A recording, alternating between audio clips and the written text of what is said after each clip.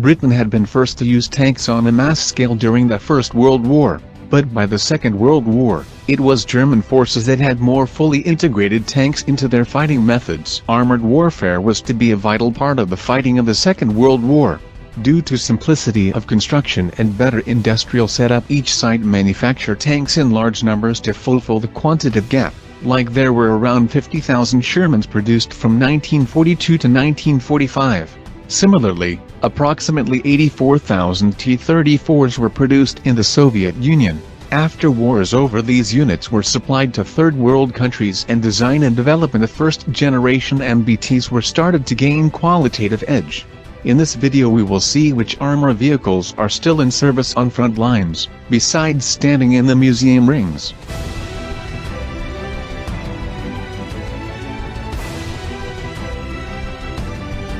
While the T-34-85 medium tank might have been instrumental in the Soviet Union's victory over Nazi Germany in World War II, the vintage war machine probably is still in service with armies around the world, including North Korea, Vietnam, Yemen, Cuba. There were some 250 units of the T-34-85 tanks in the North Korean inventory as of 1996 according to some sources, but it is not clear how many of those machines are still in service. T-34 was a balanced tank in World War II and in post-war era, with 85mm gun and adequate armor, but as the technology progressed and armor is modernized, it stands nowhere besides giving numerical advantages. If the T-34-85 is used as part of mechanized formation conducting actual maneuver warfare, it would probably not end well for those crews. Instead, the countries fielding them are more likely to use it for their reserve units and would probably use these machines for infantry support or in a defensive role from dug-in positions. Otherwise, out in the open against modern MBTs, the T-34-85 would be basically useless.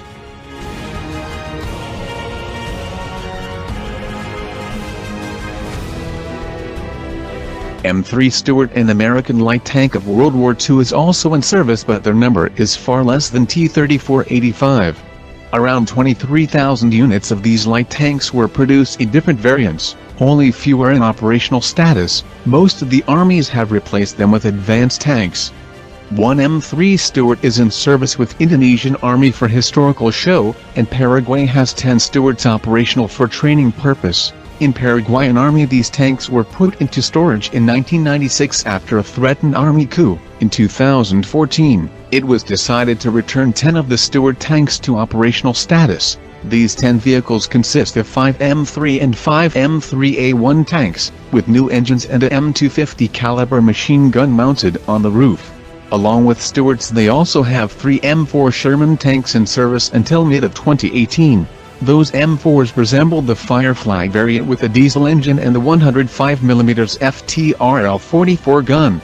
The Sherman was the most commonly used American tank in World War II.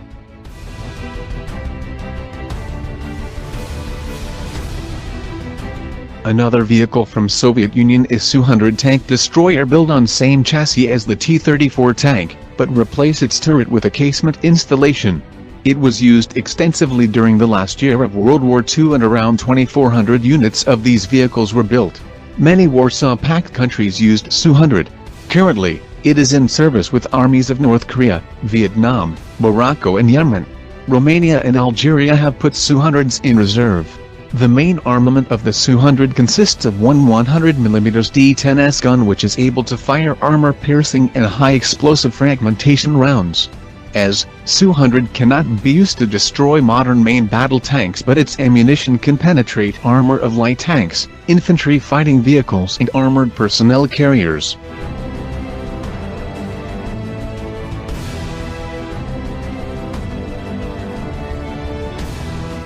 The M9 half-track vehicle is not a tank but rather used as an APC by Paraguayan Army. Only 23 units are operational. It was produced by United States during World War II for Lend-Lease supply to the Allies. The vehicle was developed from classic M2 series produced by the White Motor Company from 1940 onward. In all, about 43,000 half-track vehicles were produced.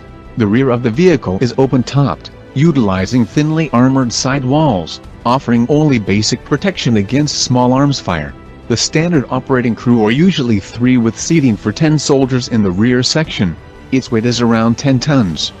One can subjectively and objectively say that these vehicles cannot bear firepower of latest tanks, but after 7 decades of service these vehicles have still their role defined in 21st century armor arena.